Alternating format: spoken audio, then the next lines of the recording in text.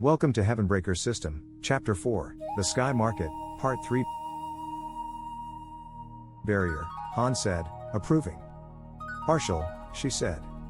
It will not hold if they are determined. They who? Zeng asked. In answer, the archive door opened. Not swung. Opened.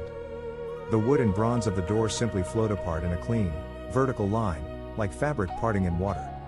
No hand touched it. No hinge turned. It was simply open because something had decided it should be. And something walked in. At first glance, Zeng thought it was a monk.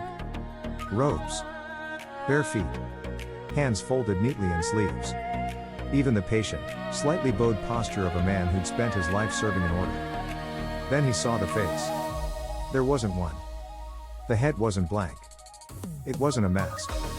It was a smooth curvature of light, like boiling glass, constantly shifting, occasionally resolving for half a heartbeat into a suggestion of features, an eye here, a mouth there, then losing them again. Script rolled under the surface like fish just beneath water. Han Fei breathed out, almost pleasantly. Well, he said softly. That was fast. The not monk took one slow, graceful step over the threshold. The lanterns nearest the door flickered, struggled, and then stabilized under a dimmer glow. Greetings, it said. The voice was wrong. It wasn't a single voice. It wasn't layered like the scouts. It was more like someone had sampled 100 voices and blended them down into an average. Every syllable felt sanded, rounded, optimized. Local entity designated Zeng Wei, it said without turning yet. You are requested. Han Fei tilted his head. Requested, he murmured. That's new. The archivist's eyes narrowed. Hunter, she said under her breath. Zeng's mouth had gone dry. That's a hunter, he said softly. That's what you meant. That's not projection. That's wearing something. Yes, Han said. Keep breathing. The hunter turned toward them. When it faced him directly, Zeng felt something reach for him. It wasn't a physical reach. It wasn't light like before. It was a presence hooking low in his mind, not touching, not yet, but circling. Testing for seams. It felt like the moment you log into an account on a public terminal and the machine says, "Remember me?" He staggered. Bite hissed. Careful, Han Fei said mildly. His hand tightened on his sword hilt. If you touch him, I cut you in half. The hunter inclined its head a fraction. Physical resistance is non-optimal, it said pleasantly. Requesting compliance. Zeng forced his throat to work. Yeah? He croaked. File your request with my assistant. The hunter stilled.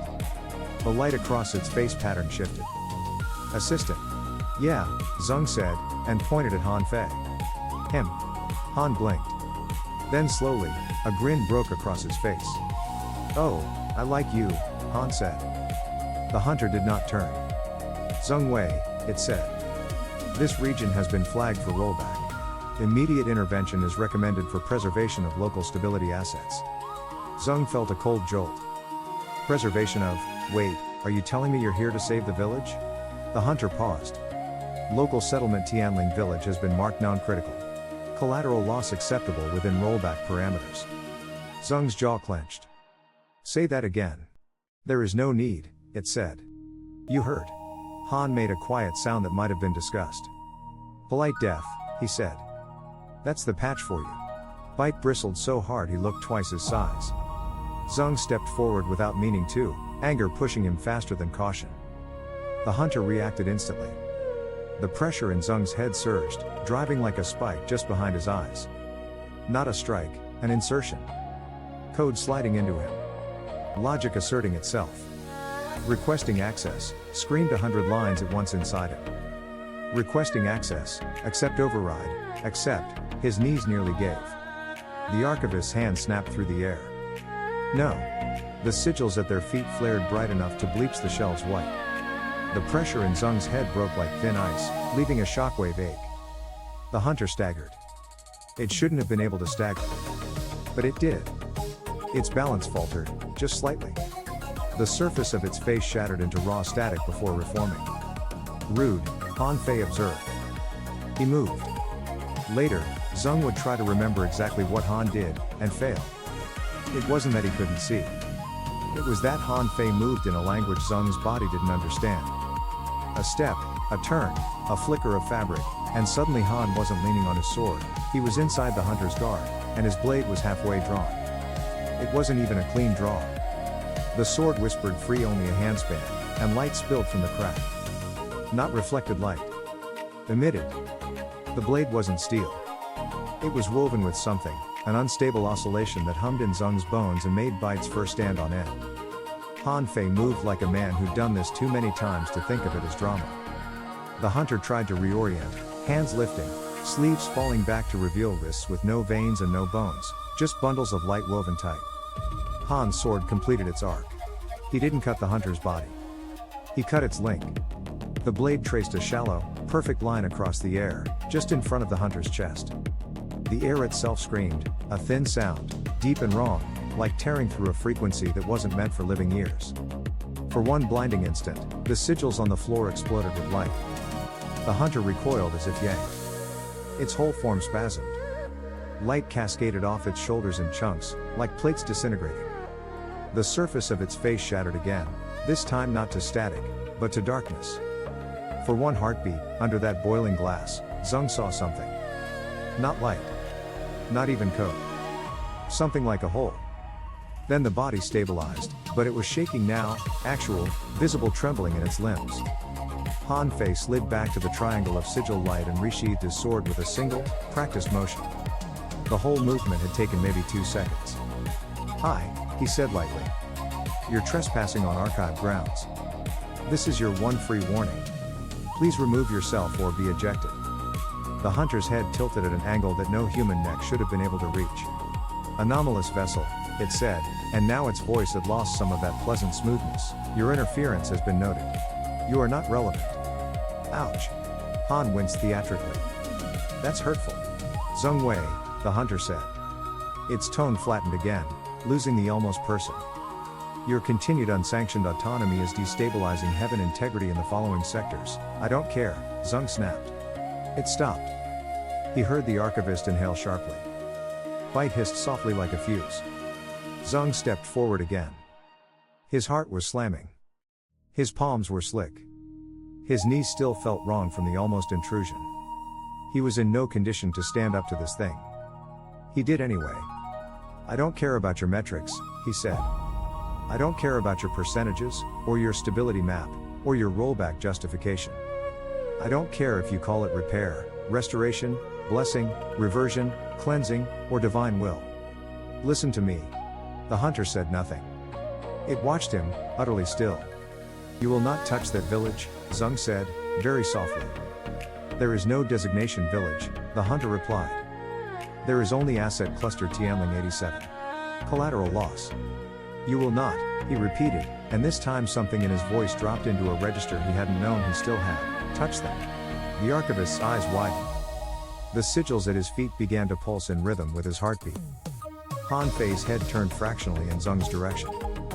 His face, for once, lost its casual amusement. The hunter's body twitched. "Your authority is not recognized," it said. "Then learn it," Zeng said. And for a moment, a single, hanging, live wire moment, he felt the core. It wasn't like touching code. It wasn't like hitting a console. It was like being heard by something too big to be looking at him directly, something focused elsewhere, something in pain, but that still turned some part of itself toward the sound of his voice because it remembered that timbre. Because once, long ago, he had yelled at a server room at 3 in the morning and said, "You will not crash on me now, I swear to God." And the servers had listened. Now, across fracture and patch and time and whatever he was now instead of a man, the core bled through. Response, unparsed, recognition, process, Zeng Wei, deny immediate purge, delay rollback Tianling 87. The hunter froze, mid-step. Its head turned in a slow, unnatural angle toward the door. The script flowing under the surface of its face accelerated, jittered, then realigned. After a moment, it spoke again, and this time its voice was rougher. Not broken, not disordered, but like a violin string tuned a fraction too tight. "Rollback delayed," it said. Zeng felt his legs nearly give. The archivist closed her eyes for a single, fierce second. Han Fei let out a low whistle. "For how long?" Zeng said hoarsely. The hunter tilted its head, as if listening to something far away. 72,000 heartbeats, it said. Zeng blinked. That's not A. What does that? Han Fei said quietly. About 1 day. Zeng swallowed. 1 day? 1 day, Han said. If she's being generous. The hunter straightened, posture smoothing again. The flicker of tremble along its arms resolved. Its head tilted back toward Zeng. This compliance, it said, is temporary. I figured, Zeng said. Further refusal, it said, will escalate response. Yeah, he whispered. Me too. The hunter stood there for 3 breaths longer, like a statue. Then, without any transition, it was gone. Not blinked. Not walked. Gone. The doorway was just a doorway again. The light in the archive eased back into its natural pale gold. For several seconds, there was no sound except Zeng's pulse in his ears and Bite's rapid, angry breathing. Then Han Fei let out a long, slow exhale and laughed under his breath. Well, he said. That was bracing. Zeng swayed. The archivist caught him by the wrist. She was smaller than him, but her grip was iron. Sit, she said sharply. Now. Before you fall and chip something irreplaceable. His knees finally agreed with her. He sat hard on the floor. Bite immediately scrambled into his lap and pressed all his weight into Zeng's chest like a sandbag. Han crouched in front of him, studying his face with professional curiosity. How many fingers? He said, holding up a hand. 4, Zeng muttered. And a callus from bad sword maintenance. Han smirked. He's fine. He is not fine, the archivist snapped. He just told Heaven no and Heaven listened. Han Fei grinned wider. Exactly. He's fine. Zeng let out a shaky laugh and scrubbed his hands over his face. His whole body felt wrong, hollowed and overfilled at the same time. Electric. Unsteady. Alive. More than alive. Connected. Okay, he whispered. Okay. So now we know. I can. Talk to it. And it hears you, the archivist said quietly. She was watching him not like a scholar anymore, but like a strategist. Her mind, he could tell, was already moving 6 steps ahead. It hears you, and it hesitated, and it granted delay. Not stop, he said. Delay. A day, Han Fei said. Give or take. Zeng let out a raw breath. Is that good? Han's grin flashed again, fast and feral. It's everything, he said. A day is forever. Zeng stared at him. How? Because, Han said, and now there was a glint in his eyes Zeng hadn't seen before, not humor, not bravado, something harder beneath both. A day is long enough to move a village. Silence settled in the archive. The words sank in a beat after they were spoken. Zeng's heart fluttered, then hammered. You mean? Evacuate? Relocate, Han Fei said. Before rollback hits. Move the entire asset cluster Tianling 87 off the board. Zeng stared. You want to take an entire living village and just pick it up and walk it out of a server region? Yes, Han said. You can't move a persistent node, Zeng said automatically, instinctive, old dev knowledge firing in protest. Data is embedded. The reference map is bound to coordinates. The physics anchor won't let you drag it into an instance. He stopped.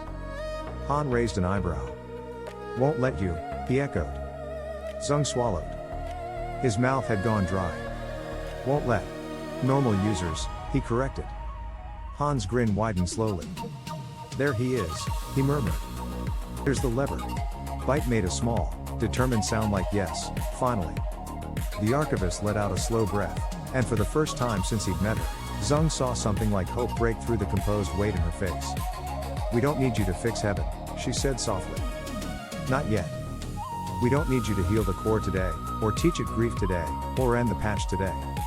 All we need you to do is buy us the world's most expensive 24 hours. She leaned in. And in those 24 hours, she said, we are going to steal a village. Zeng laughed.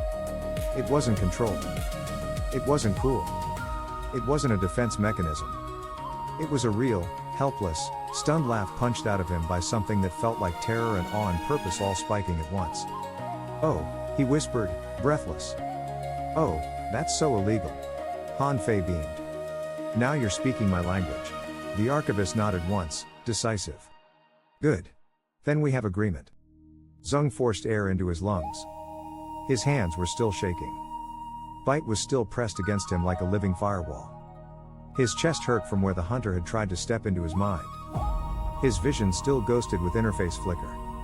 And in the middle of all of that, his heart felt steady. They have 1 day, he said. We have 1 day. We move Tianling in 1 day. Han Fei clapped him lightly on the shoulder. Less, really, he said.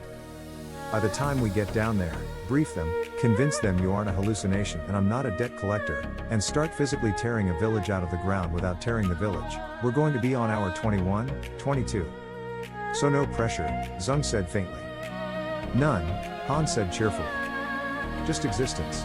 Zeng let out a slow, shaking exhale, then looked up. Archivist, he said. Yes. You said we need to teach the core to live with being broken, instead of erasing the break. Yes. If we pull Tianling out of a rollback zone, he said quietly, if we save them, is that something it can learn from? Her gaze held his for a long, heavy moment. Then she nodded once. Yes, she said. It will hurt it. And it will teach it. That landed in him like heat. Good, he whispered. Something moved in his face then. It wasn't confidence. He wasn't there. It wasn't calm. He wasn't that delusional. It was something else. Something close to the thing he'd felt in the sky market looking out over the empty stalls. Direction. He stood. His knees shook. His ribs ached. His body buzzed with leftover interference from the hunter's attempted insertion. His head hurt as if someone had tried to pour liquid lightning into his frontal lobe. He stood anyway. All right, he said. Fine. Let's commit a divine scale felony. Han Fei laughed out loud. Bite chittered in fierce approval. The archivist allowed herself the barest half smile. Good, she said yet again, soft and final. Then go. Han slung his sword back over his shoulder in a single practiced movement and rolled his neck. You heard the historian, he said lazily. On your feet, anomalous user. You've got a village to steal and about 21 hours to convince some extremely stubborn rice farmers to evacuate before heaven hits Ctrl+Z. Zeng rubbed a hand over his face. God, he muttered. Then, with grim humor, which one, though? Han grinned. That, he said, is the problem, isn't it? They moved. Han Fei to the door first, his posture loose but eyes scanning for anything left behind by the hunter. Bite leapt from Zeng's arms to the floor and trotted ahead with bright purpose, tail high like a banner. Zeng paused a final heartbeat, turning back to the archivist. He met his gaze with that same level, unshakable calm. The calm of someone who expected to outlast cataclysms by sheer, precise stubbornness. Archivist, he said quietly, if I don't make it, you will, she said. He tried again. If I don't, you will, she repeated. Because I do not permit any other outcome. His throat tightened. He nodded. Right, he whispered. Okay. We'll come back. With the whole village. And then you're going to tell me why you talk like Shu Ling. Something flickered in her expression at that, not pain, not quite, but something old. When you return with Tianling, she said softly, I will tell you how many pieces of her are still awake inside this place. His chest hurt. He nodded once. Deal. He turned, and for the first time since dying and waking, since breaking the sky and being hunted, since watching a god bleed code into a farmer's field, he moved with intent instead of reaction. Han glanced back from the doorway. Ready, fallen one? Zeng snorted. Don't call me that. Too dramatic? Han said. Too accurate, Zeng said.